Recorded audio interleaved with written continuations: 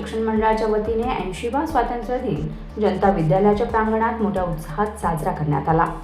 संस्थेचे उपाध्यक्ष बुक्कर जळगावकर यांच्या हस्ते ध्वजवंदन झाले। राष्ट्रगीत, ध्वजगीत आणि व्यसनमुक्तीची प्रतिज्ञा पठण करण्यात आली। चिमुकल्या विद्यार्थ्यांनी भर पावसात देशभक्ती गीतांवर कवायत सादर केली।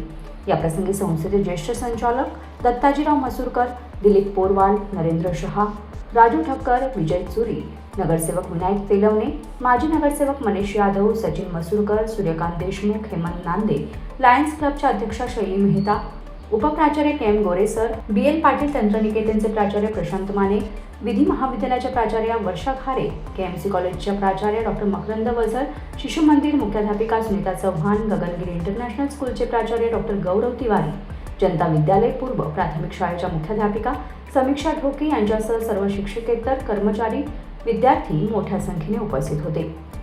भारत देशाची वाटचाल शतक महोत्सवाकडे सुरू आहे, म्हणूनच जनतेच्या मनात स्वातंत्र्य दिनाच्या आठवणी सतत जाग्या राहाव्यात यासाठी देशपातळीवर अनेक उपक्रम राबवले जातात। आपल्या सर्व शाळांमध्ये देखील हर घर तिरंगा अभियान सर्वांनी सहभाग घेतल्याबद्दल पदसिद्ध कार्यवाह के.एम. गोरे यांनी आभार व्यक्त केले। ते पुढे म्हणाले की देशाप्रती प्रत्येक नागरिकाच्या मनात आपलेपणा, प्रेम टिकून राहण्यासाठी 15 ऑगस्ट आणि 26 जानेवारी महोत्सव साजरा केला जातो।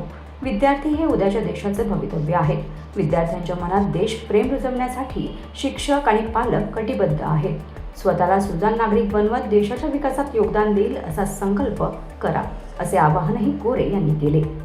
Bureau report, news 46, Raigad Khopoli.